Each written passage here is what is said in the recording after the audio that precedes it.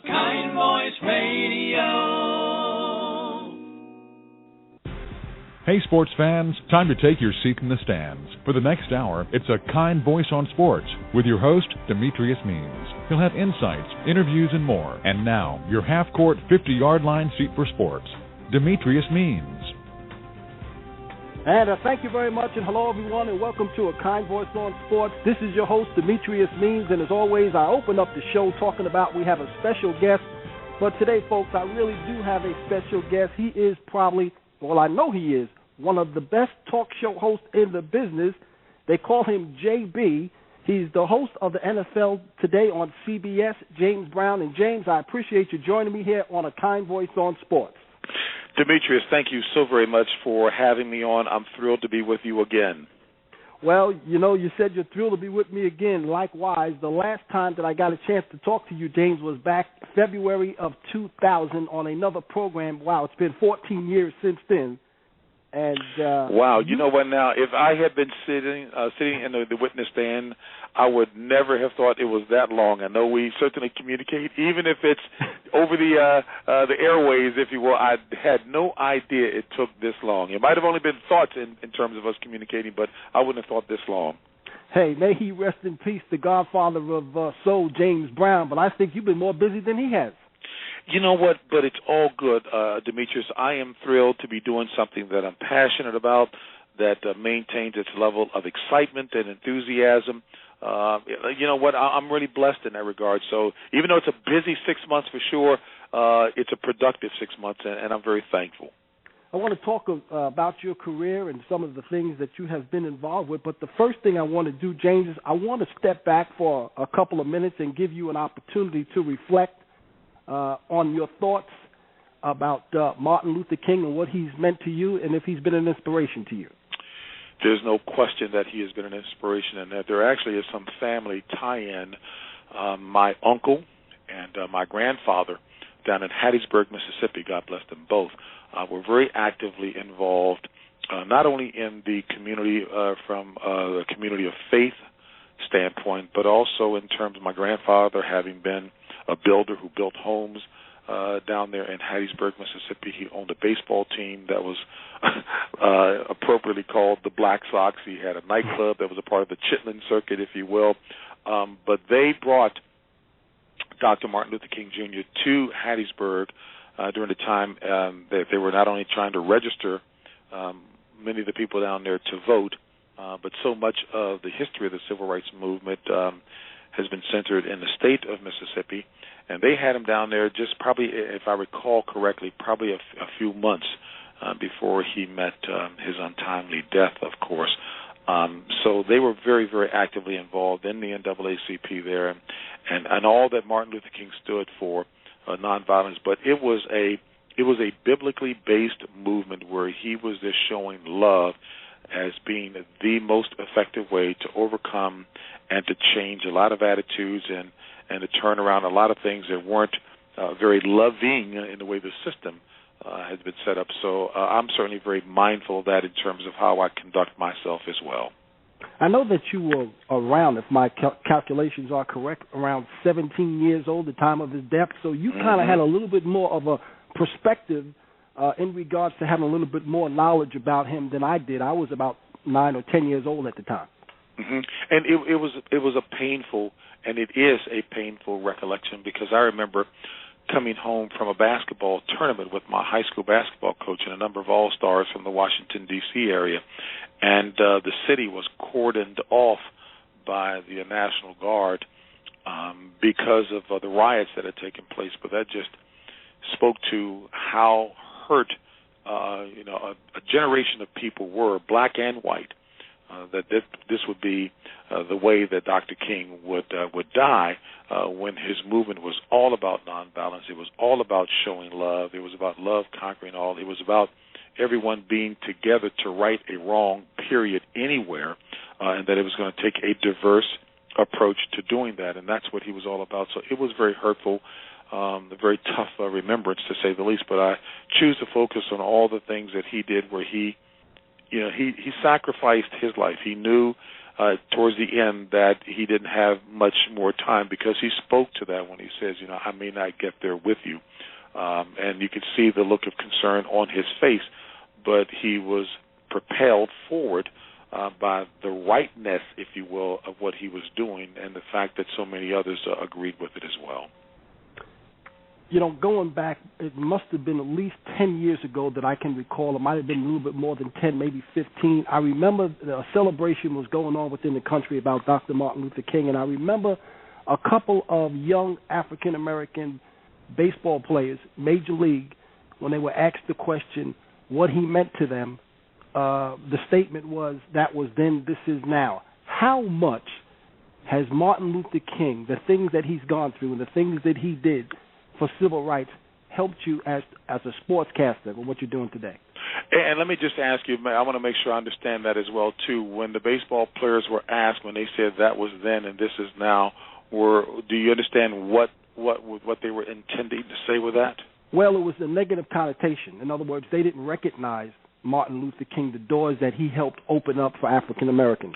You know what, and I'm so sorry to hear that, because I think from my personal standpoint that's being extremely short-sighted, very myopic in terms of the view on that, because that foundation was set there, which has enabled so many of us to be able to build upon that foundation and get opportunities.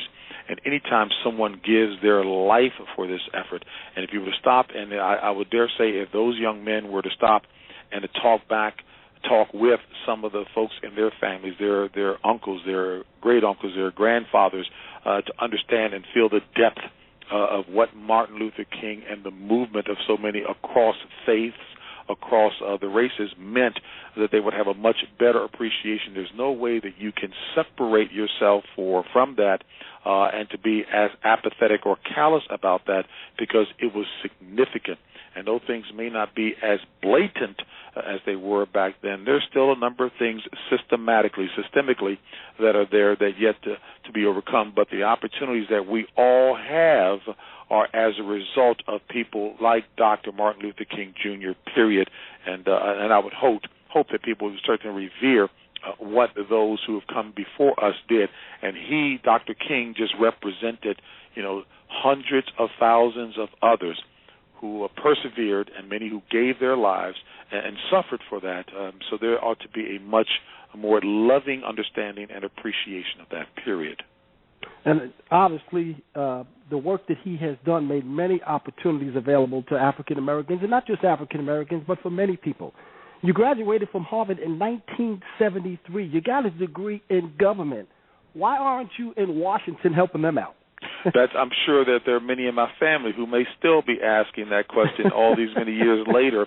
And let me tie in my answer with that, because I know I didn't answer specifically your question about Dr. King's efforts and how that influenced what I'm doing in the world of sports broadcasting, and also augmenting that now with some responsibilities with CBS News. The bottom line is, I always want to, and this really ties in with what my mother and father, God bless them, instilled in us as well, and certainly from the foundation. And I don't run from this at all in terms of that faith foundation that is there, that I just try to make certain, Demetrius, that I pursue and give with excellence everything that I do. There are a number of things that certainly impacted that. You mentioned, why am I not in Washington or engaged? I had actually thought that I was going to be an attorney, and then at one point I thought maybe that I would become an entrepreneur as a businessman with that degree as well. But it's interesting, because sports is so ingrained in me. I grew up playing team sports, specifically basketball. It afforded me a number of opportunities, and certainly an opportunity to use that as a springboard to get an excellent education at Harvard, and to be blessed to be recruited by so many schools. So I'm very thankful, but I think with that as well, too, that there's a responsibility to pursue with excellence all that you do. One, I recognize when I was an athlete, even more so, many athletes may say, well, hey, we're not role models, but I would respectfully disagree with that. They are role models, whether they want to be or not, because people in highly visible positions do influence so many others. So it is a responsibility. Whether they want it or not, the question is what kind of role model are they going to be, because young people will follow what they do, will try to speak like them and act like them, to emulate them. So it's important, I think, how you carry yourself, and that hopefully it will be as a productive, contributing member of society and using the God-given talent that you have for the good of the whole. So I try to make certain that every time out I'm doing it with excellence, thoroughly. I know one of the seminal moments for me was when I was cut by the Atlanta Hawks and didn't make the team, and I oftentimes reference that because when I looked myself in the mirror to understand why I didn't make it when I had absolutely the talent to be able to play professional basketball, which was my dream and my aim as a young person, I realized that I didn't work as hard to stay on top as I did to get to the top. And that influenced my work ethic, where I committed to myself that I would never, ever allow an opportunity that I wanted to pursue badly. I would not let it pass me by without being properly prepared to capitalize, to maximize on that opportunity. And that's kind of what's driven me ever since. So with being cut with the Atlanta Hawks, was that something that drove you to be the person that you are today?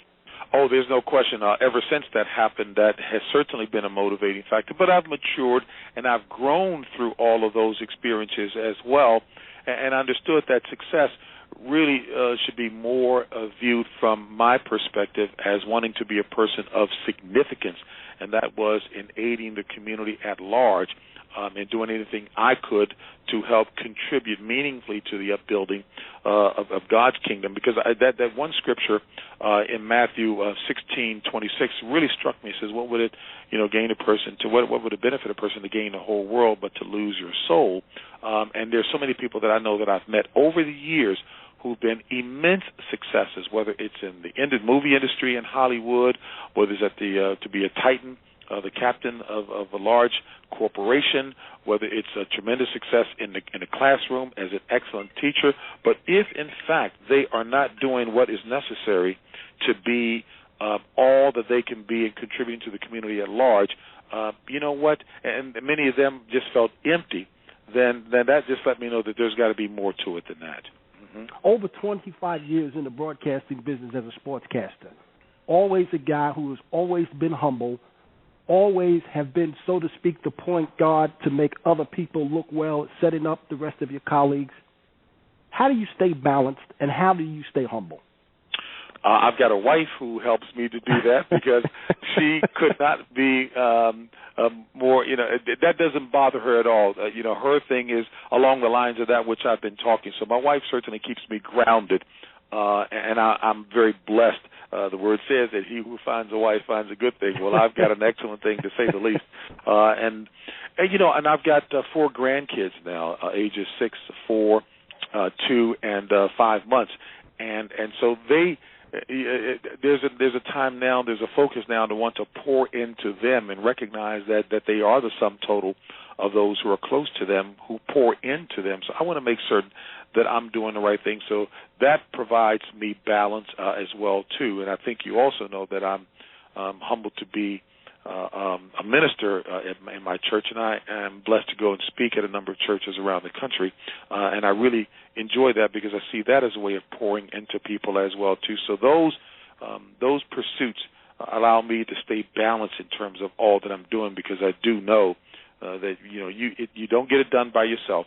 Having the experience of being involved in team sports and the way all of this plays out in terms of what I do in my job is that I recognize that I am a part of a team, and we can be successful if no one cares who gets the credit. We're all in this together. The old expression that a rising tide lifts all ships, I think that applies as well, too. And my aim is to make certain that I'm well prepared in whatever task I have to understand the strengths and the weaknesses of my colleagues and put them in the best possible light. And if I put them in the best possible light, then we will all benefit. Mm-hmm. Here at the Kind Voice on Sports, we like to promote programs and have people on who give back to the community, who are a voice for a community, and who are a voice for people. And you absolutely fit that bill. And you are a giver. Why is it important to give back? Because so many people have given to me. When I reflect over my life, and I think that will be the case with anyone, they will find so many people and maybe even some key people who poured into them. And many of those people really gauged how successful a life they've lived by the measure of what they've given to others to attain what their dreams are. And I've had that, and it starts with my mother and my father, who had high school degrees, high school educations, high school diploma, but I love to say that they had PhDs in common sense, PhDs in drive and determination, and wanting their children, their 5 children, to live a better life and to accomplish things that they were desiring to do even more so than they did. So those are the prime examples that I've had. Now, I've had other people along the way to pour into me for sure. I'm blessed to be very good friends with Coach Tony Dungy, the Super Bowl winning coach formerly of the Indianapolis Colts, and he's been a wonderful, wonderful person who's poured into my life, and I pray likewise into him. But it starts with my mother and father, no question. You've had a wonderful career. 1985, 1986, college basketball analyst on CBS. 1987 to 1990, you did NBA sideline report of CBS. 1987, NFL on CBS play-by-play, and then 1990 to 2000, college basketball. Now, you went to Fox from 1994 up until 2006. And then you came back home to CBS. First of all, your stay at Fox was about 12 years.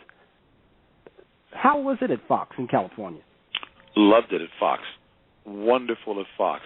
They had brilliant, imaginative, and creative leadership there in the person of David Hill, who started the company, and his leadership team of Ed Goren and George Greenberg and a number of other people, Scott Ackerson, who were all involved in putting together a wonderful foundation. John Madden used to tease because when it got started, Fox had just the NFL football, but yet the name of the company was Fox Sports, plural.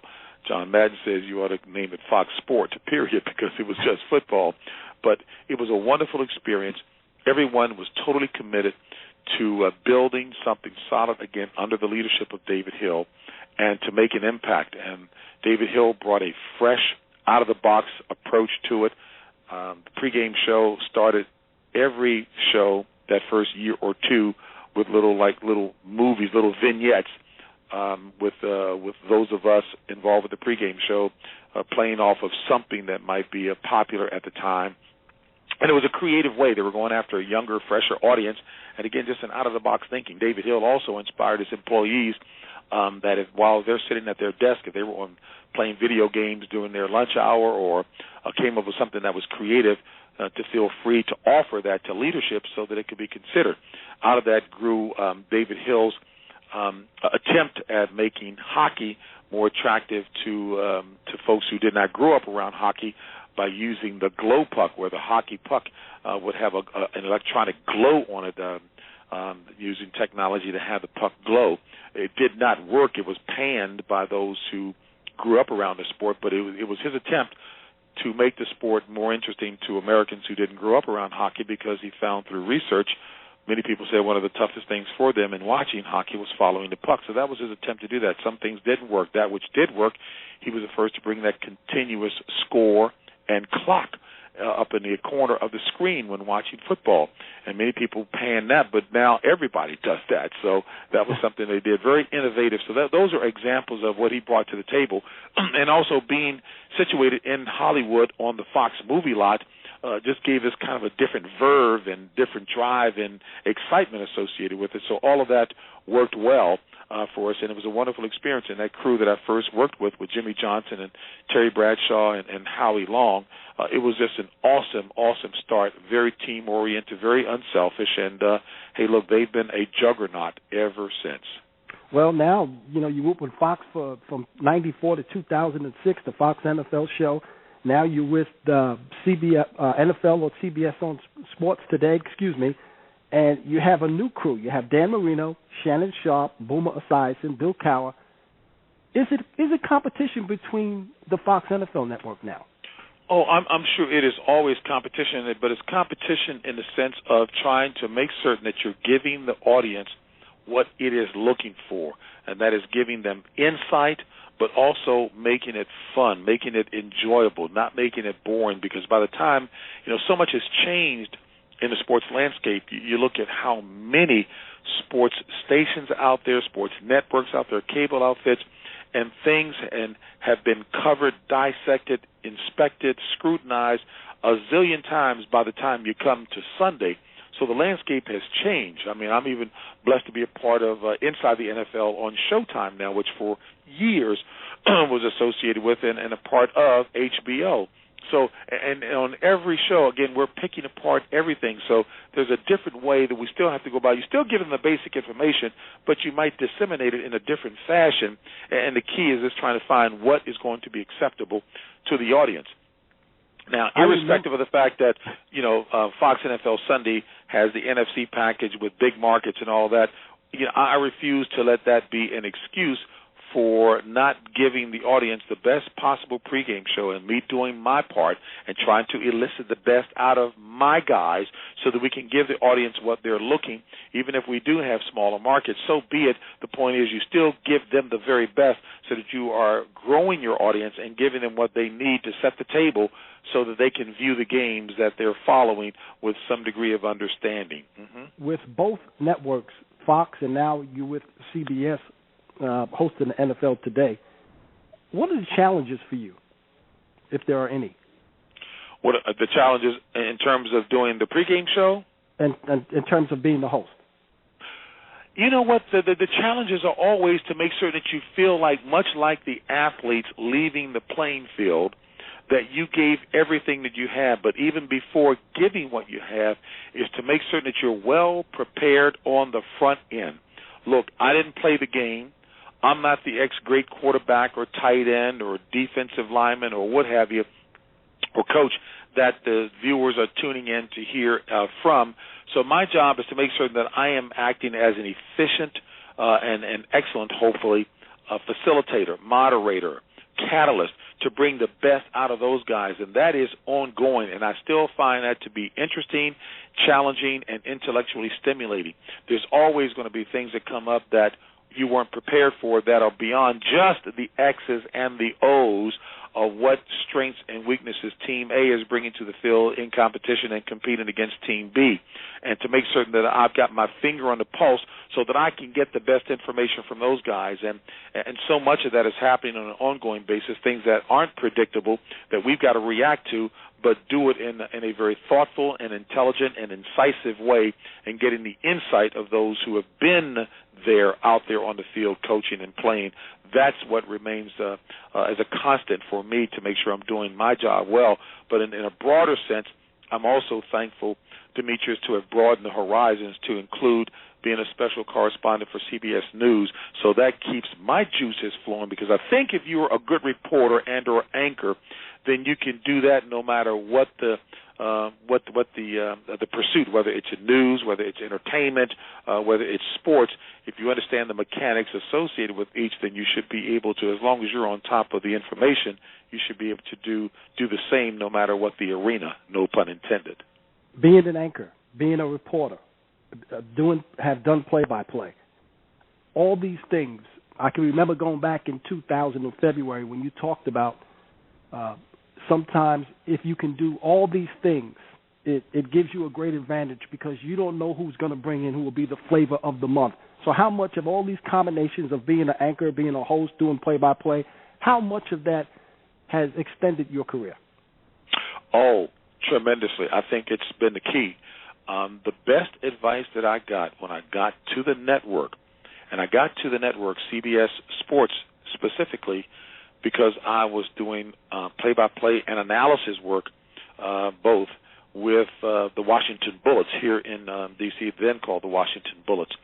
And so I was blessed to get the position as the host of what was called At the Half of the college games and NBA games for CBS Sports.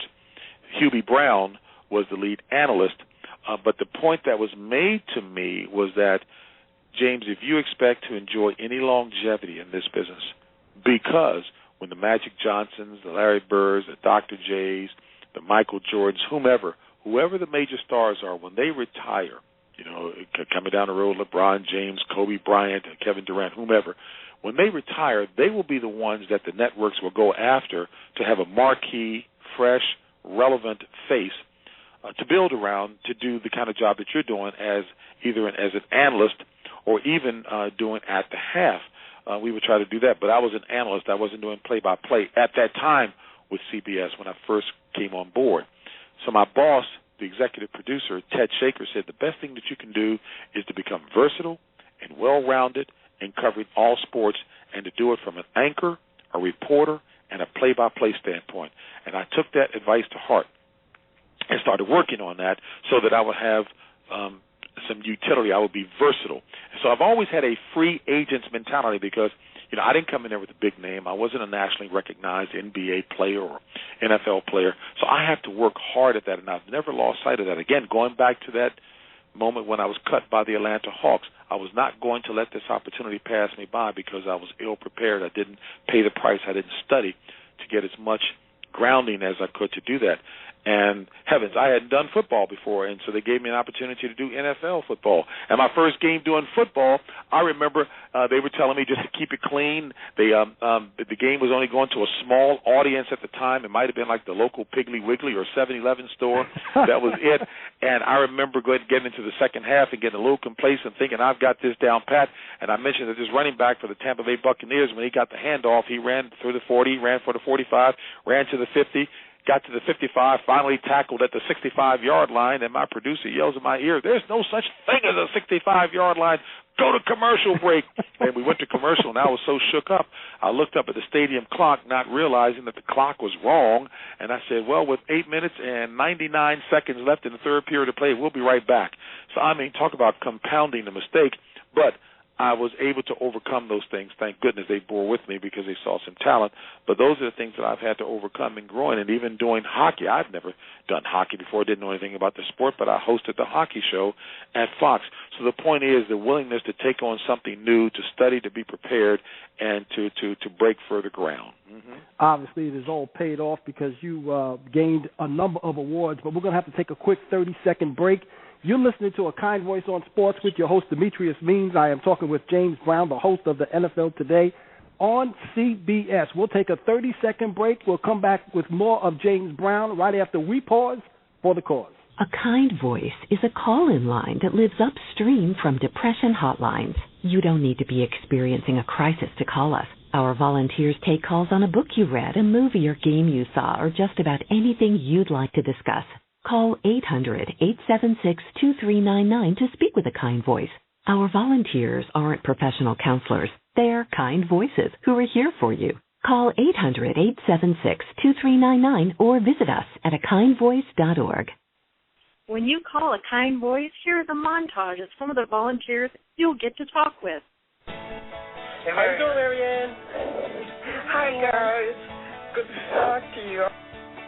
A Kind Voice has provided space for people to talk and communicate and chat on anything from personal situations to movies, music, travel, news. So it encompasses a wide variety of topics. As we were talking about the Eagles and the Phillies, and it was so natural. It was just sort of like all of my stress went away, and I got lost in the conversation about something that felt like home. Just a kind voice in that time of need. Or just to chit-chat about things that, you may not have in common with your mom or your dad or your sister or your brother or even a best friend. To be able to talk with someone that possibly you've been feeling that they don't get me. A kind voice is here for that, and that's what my voice. I feel that I've connected with so many people. We as volunteers get to know each other as kind voices as well. I just want to do something nice. It can be my fuel. And at the end of the day, if I have impacted someone's life in a positive way because of my voice, then that's great. That's what A Kind Voice is here for. You seem like such an inspirational woman, and I hope that we can speak again soon. I hope so, too. A Kind Voice Radio. And we welcome you back to A Kind Voice on Sports. This is your host, Demetrius Means. I am talking with James Brown, the host of the NFL Today on CBS. James, we talked about how you've done so many different positions. You won 3 Emmy Awards for Outstanding Studio Host for the NFL Today in 2007. You also won an award on Fox in 1998 and 1999. You won the Dick Schaap Memorial Award for Media Excellence in 2009. 2010, you were named the best studio host by Sports Illustrated. With all of these awards that you won, obviously you have done a fantastic job. Which one means the most to you?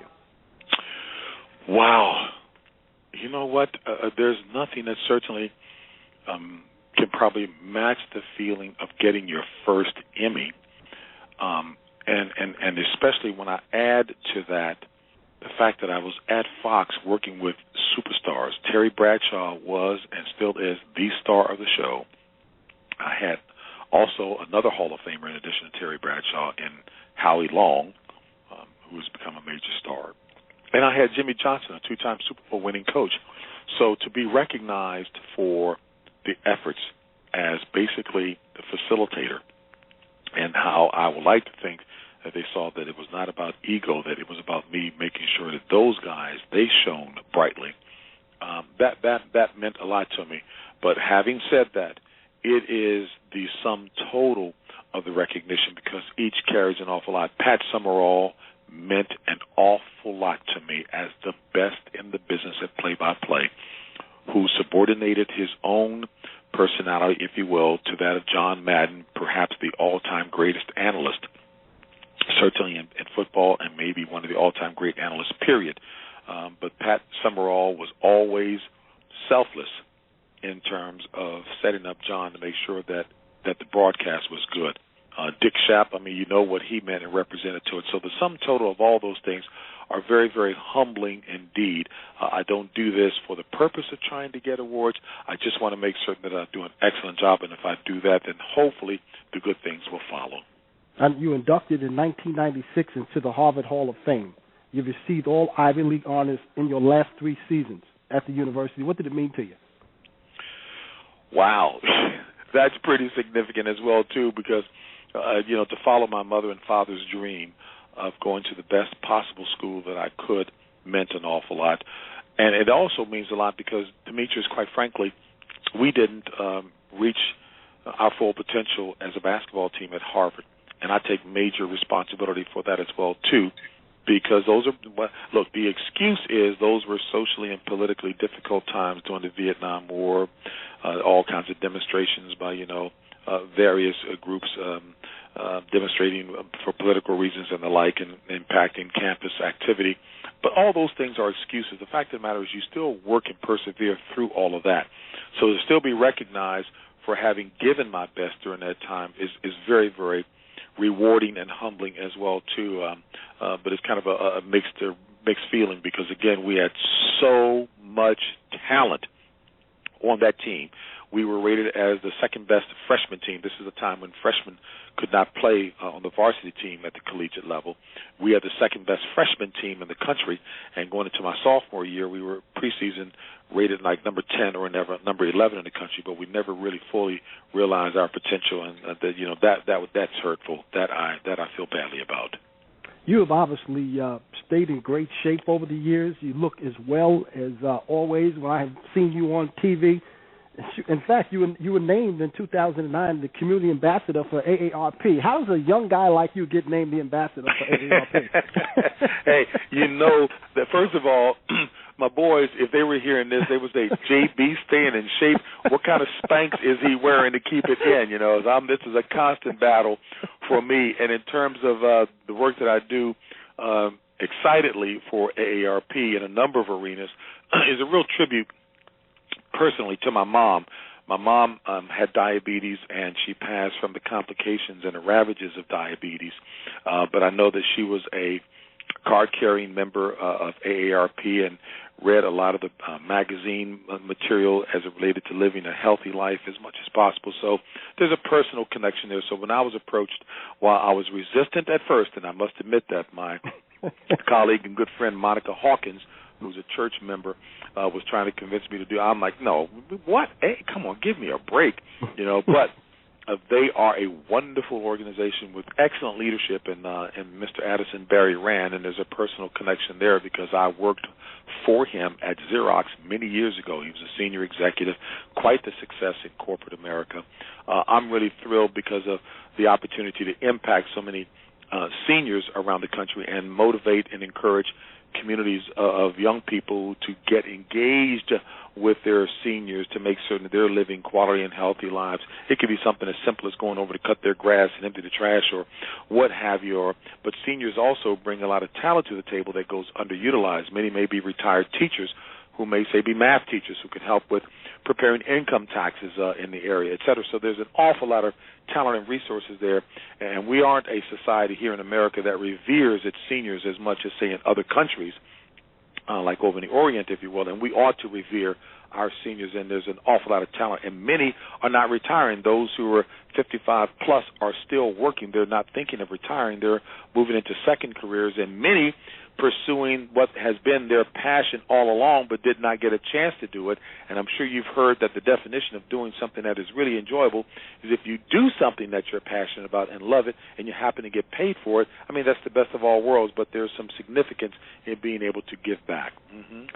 May 2006, you became a minority owner of the Washington Nationals baseball team. What has that experience been for you? What has that experience been like for you, especially knowing the fact that there aren't that many African Americans who own teams in professional sports?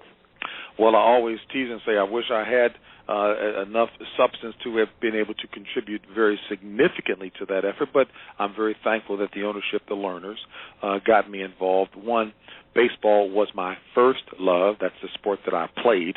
I played CYO baseball, and as a result of hitting home runs during the playoffs, I got an opportunity to come to the attention of the great basketball coach Morgan Wooten at DeMatha High School, who's in the Basketball Hall of Fame, and I wound up playing basketball and never picked up a baseball bat after that. So baseball was in my blood. Two, I know about my father and my uncle. They wanted me to play baseball. They always thought that I was going to be a great pitcher. Three, the stadium is built, the Nationals Park is about 5 blocks from where I was born over in Southeast D.C., 5, I know there was a move afoot to try to get minorities more interested again in baseball. So certainly, given my passion and love for it, I didn't have a problem with that at all. And we've got a team now that is a competitive one that is in the running year in and year out over the last few years, and that's a good feeling as well. So for all those reasons and more, I'm thrilled to be involved with baseball again. And heavens, look, my grandfather, I told you about, it's another reason that he had a baseball team down in Hattiesburg, Mississippi called the Black Sox, and all the old Negro leaguers used to go through there. I mean, Cool Papa Bell, Mudcat Grant, you name them. So many of the folks have gone through there. He knew them all. I used to sit and listen to my grandfather regale me with stories about the great Satchel Paige and the pitches that he had, especially the hesitation pitch. So there's a deep history there as well, too, and I'm glad to be associated. And I know you're proud of to be the co-founder and principal of the Brown Technology Group, a certified minority owner and operated informational technology company. I know you're real proud about that. Absolutely. When I didn't make it with the Atlanta Hawks, the job that I got after about 6 months of working in local government was with the Xerox Corporation.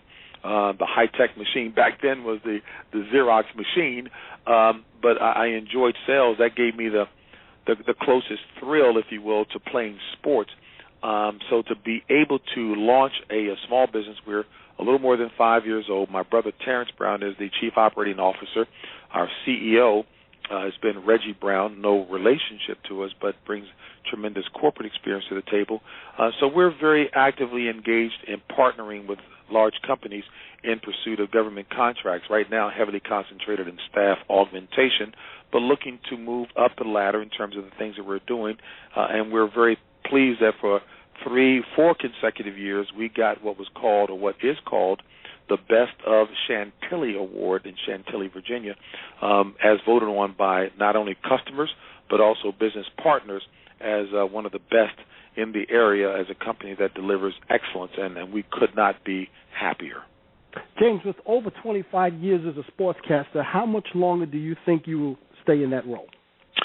That's a good question. I don't know the definitive answer to that. I know a number of times people have asked that. I guess maybe people must say, well, look here, you're getting pretty old. Why are you still hanging around doing that? But I have a passion for it. I'm enjoying it. And as I mentioned previously, I'm excited that I've been able to broaden the horizons to include news now and doing that.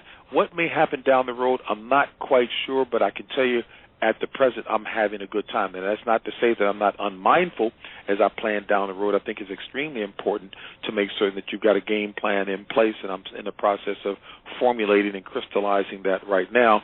But I don't see it being significantly involved outside of this arena. It could be, but right now I'm having a good time. And I learned many years ago from the attorney for the great boxer Sugar Ray Leonard. I was talking with him when I was working in government at the time, or a small company, and I had an opportunity to move in sports broadcasting. But I knew how tenuous that environment was and is, Demetrius. And I said, God, you know what? There could be new management coming in play, and I get bounced out of it even if I think I'm doing a good job. So I was talking to Mike Traynor, the attorney, and I said, well, what can I do to ensure that if it doesn't work out, I've got a safety net in place? And he hit me with some pretty hard advice. He says, young man, you have what's known as a scholarship mentality. You want everything to be guaranteed before you go out and take a chance and take a risk at pursuing something. He says the only guarantee that you have in the work world is in your ability to deliver, and to deliver excellently. And that really was a seminal moment there in terms of me deciding to chase after an opportunity in the sports broadcasting arena, saying that the only stability I had was in whatever talent I brought to the table and being able to do it excellently. And it was great advice, and that's kind of the way I view things. We got a couple of minutes here. James, you have been an inspiring person, especially for me. I know that even at my age, mid-50s, I look at you as a role model and a mentor. You've been a brother. You've been a friend. For those young people who are listening today, who are aspiring to become a talk show host, a reporter, a play-by-play person, what advice would you give them? Gosh, if they're students, I would say, Demetrius, the first thing is to be the best and most excellent student that you can be first and foremost, because that lets the possible employers know that you're serious, that you're success-driven, that you will put in the time and work to get it done. Two, to be as well-rounded as possible, too, being conversant, being familiar with things outside of just sports, because that will come in handy in a number of situations when you're interviewing people. If you're on a set talking with folks, people may use an analogy, and it just would be set you apart if you are well-rounded. Three, to have as good a vocabulary as possible, a broad vocabulary as possible for obvious purposes, because this business also involves writing, and it involves the use of descriptive words for a wide audience. So it's important to do that. And is there any... I'm sorry? I'm sorry. Go ahead. Finish. And for me, finally, Demetrius, what paid dividends for me was when I was recognizing wanting to move up and do things. There's a scripture, Psalm 75, verses 6 and 7, that really speak for me. And it says that promotion cometh neither from the east, nor the west, nor the south, but God is the judge. He putteth down one, and he setteth up another. And I think if you truly focus on the fact to utilize the talents and gifts that God has given you, doing it excellently as unto him, he will be the best PR agent that you could ever want to make things happen for you. No, absolutely well put. And is there anything that you haven't done that you would like to do? You know what? I don't set limits for myself. I believe that, if it's a passion, a desire to do something, then I just have to pay the price in pursuit of it. So while I may not have specified exactly what that is, right now I want to become the best possible team player in addition to what I'm doing in sports on the news side of the house. And I am thankful to be getting opportunities to do reports for 60 Minutes, 60 Minutes Sports, to substitute anchor for the evening news, the CBS This Morning program, and to do stories for CBS Sunday Morning. So right now I want to continue to perfect the relationship there, and we'll see where it carries me. All right, James, you got a book out. It's called James Brown, The Role of a Lifetime, Reflections on Faith, Family, and Significant Living. What a great book. Where can people go to get this book? You know what? I'm sure that they can go online to get the book now. It's in paperback form at this point, but it was an honest sharing of those things that I've dealt with in life, both good and not so good, and hopefully will be helpful to someone in terms of what they're doing and looking for meaning in life. And finally, is there a website where folks can go to contact you or any information about James Brown? Sure, www.jbjamesbrown is the website. jbjamesbrown is the website. And Demetrius, I thank you so very much for being the excellent host that you are, a wonderful, wonderful professional, and I pray God's blessings and continued success for you. Well, and I'll say this, James, in closing, I really appreciate you taking time out to join us on A Kind Voice on Sports. You have been a man that I have watched closely. I think you are a light to the world, and I appreciate you joining us here on A Kind Voice on Sports. You have a great It's my pleasure, and I look forward to it. We won't make it another 14 years. Okay, sounds good. Absolutely. There won't be another 14 years. Well, we're going to take a quick break to listen to A Kind Voice on Sports. This is your host, Demetrius Means. We'll take a quick break. We'll come back with more right after this short timeout.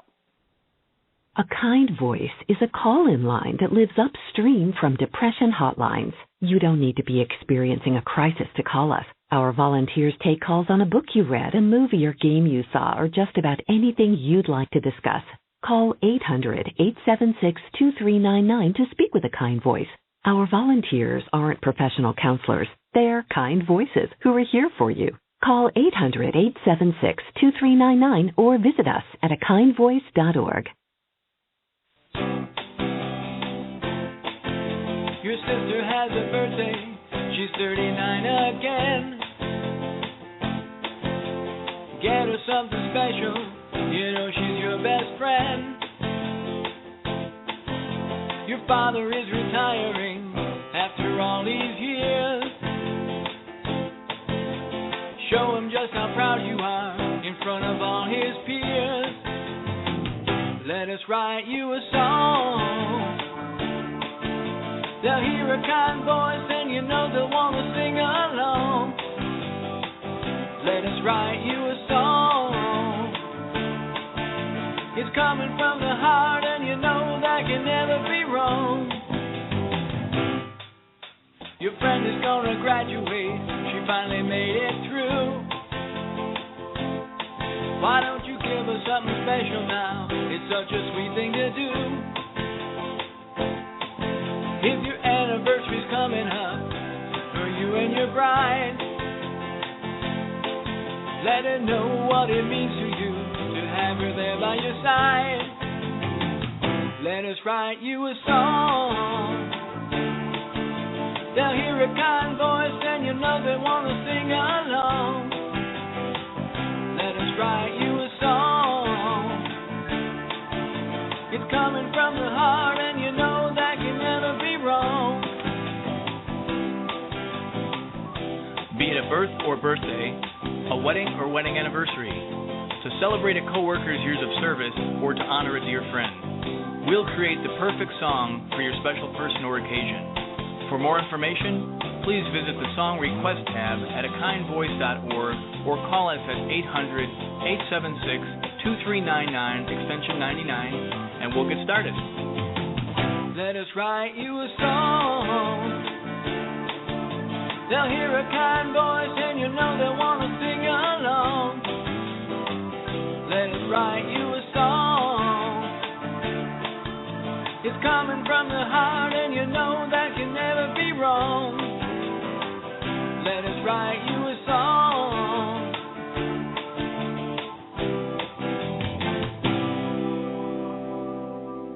A Kind Voice Radio.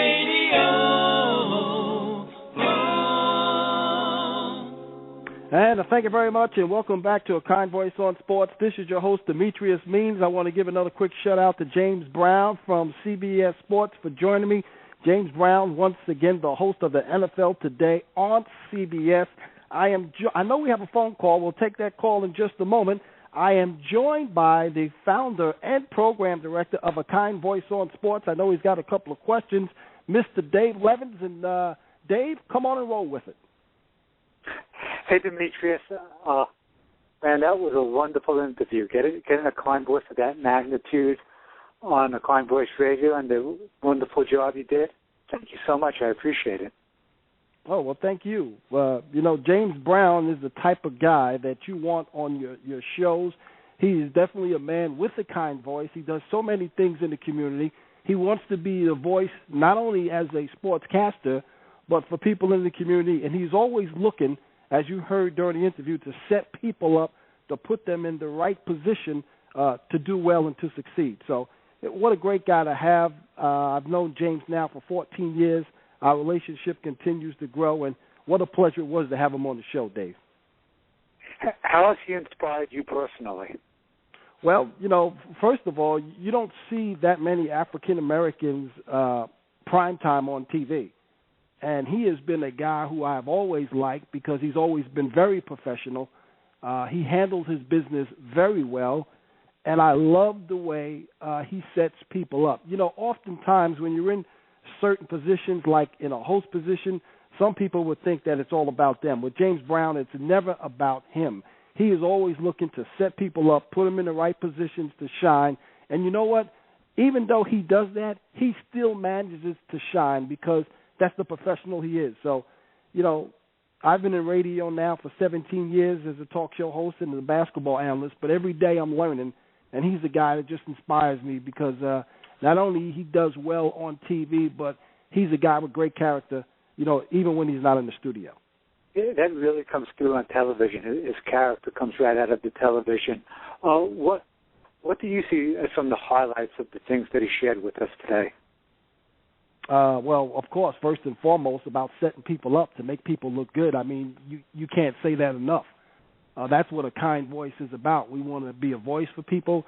This show, the sports show that I do here, is not just for your typical athlete. It's not just about talking about somebody's accolades. It's about also how you give back and how you're being a voice in the community and also in what you're doing. So from that aspect, he's a role model. And I mentioned that during the interview. He's a role model. And, I'm very fond of him. He's been a good friend over the years. We may not have gotten together as much as I would like because of his schedule. You know what? It all works out in the end. So he's one of the best in the business. And I think we have a line. Caller, who are you and where you calling from? Hey, Demetrius, this is Phil. I'm calling from Wake, Virginia, out in Middlesex Hey, Phil, how County. are you? I'm good. How are you? That was a great interview with James Brown. I really enjoyed that. Well, thanks a lot. I just had a question for you. I know you're a New York Knicks fan, and I know they're not doing that well this year. But my question is, do you think that they should trade Carmelo Anthony and see what they can salvage of their season by trading him and getting some other players? And I'll just listen to your answer off the air. Thanks. Well, thanks for calling, Phil. I appreciate the call. The one thing, first of all, I never was in agreement with the New York Knicks getting Carmelo Anthony. I was always against that trade, and for two reasons. One, I've always felt that Carmelo was a little bit selfish, and two is they went through all that problem of having cap money when they could have gone out and got at least 3 to 4 more players to build that team. Because now they've wasted all that money and they can't even pick up any more players. And guess what? Carmelo has already announced and made a decision that he's leaving New York at the end of the year. So now the Knicks look pretty simple. And I don't know what they're going to do now. They have no more money. They have no more cap money because they spent all that money on Carmelo Anthony. So the Knicks are going right back into the closet where they were. So it's going to be a tough road for the New York Knicks. So I guess your question is, should they trade him? Why not? You might as well trade him now and see exactly what you can get. So appreciate the phone call, Phil, and appreciate you tuning in and listening to a Kind Voice on Sports. Hey, folks, we want to remind you that if something that you heard tonight during this show or any other show on a Kind Voice, hey, don't hesitate. Give us a call at 1-800-876-2399, 7 days a week from 9 a.m. to 10 p.m. Eastern Standard Time, and we'll be happy to discuss this show or whatever topic is on your mind. And if you want to be part of this show this evening with me right now, or every Thursday, you can give me a call at area code 347-850-8907. Don't stall. Give me a call. Pick up the phone. You don't have to be alone. You can be part of the program. And, Dave, you got a chance to hear what James Brown had to say, and he has indicated that before we went on the air that this is the type of program that he also likes to be involved in. Was there anything that he said that stood out to you when you were listening? His intelligence and the authentic way he said things, and how shaped he was by that loss when he lost his position with the Atlanta Hawks, that he would not allow that to happen again, that he learned from his error that he wasn't as good as he could be, and going forward he was going to be as good as he can be at everything. And that just comes through so clearly on the air. Right. And obviously he's a bright guy because he's a graduate of Harvard, and he did receive, he was inducted into the Harvard University Hall of Fame in 1996. I mean, you couldn't be more happy about that if you're James Brown.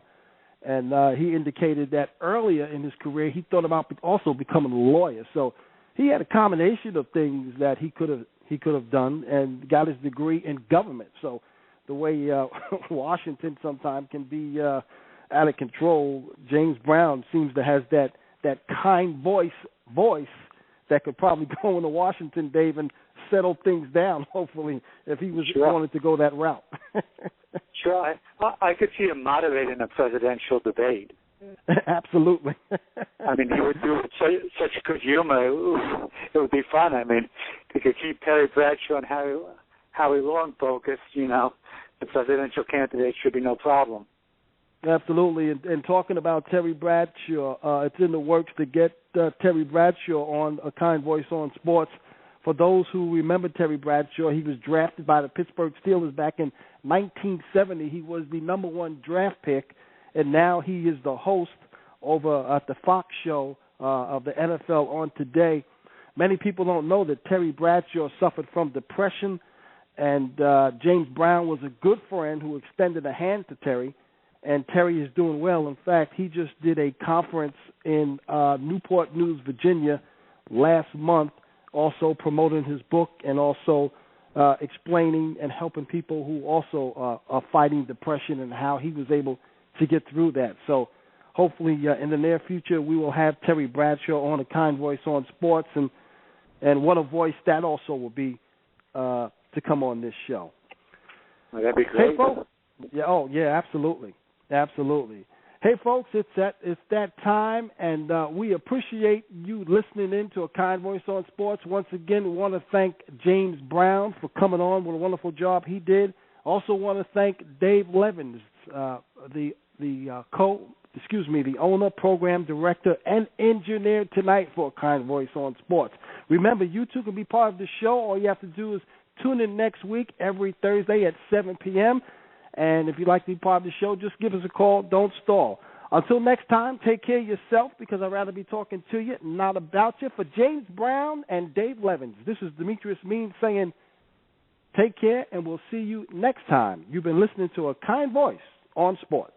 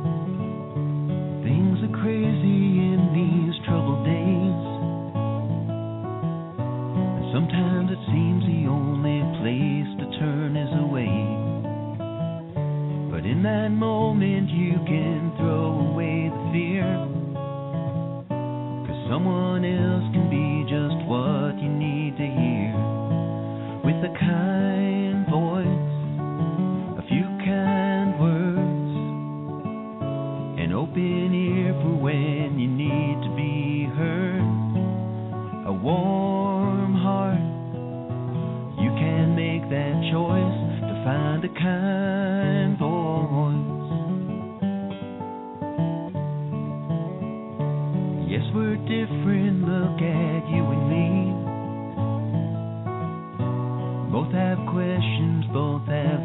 voices both have needs. And though most likely we will often disagree, we can just keep talking, maybe find that we can be a kind voice, a few kind words, an open ear for when you need to be heard, a warm heart. We can make that choice to be a kind voice. There's nothing wrong with reaching out when you need. I'll be there for you, and maybe you can be for me. With a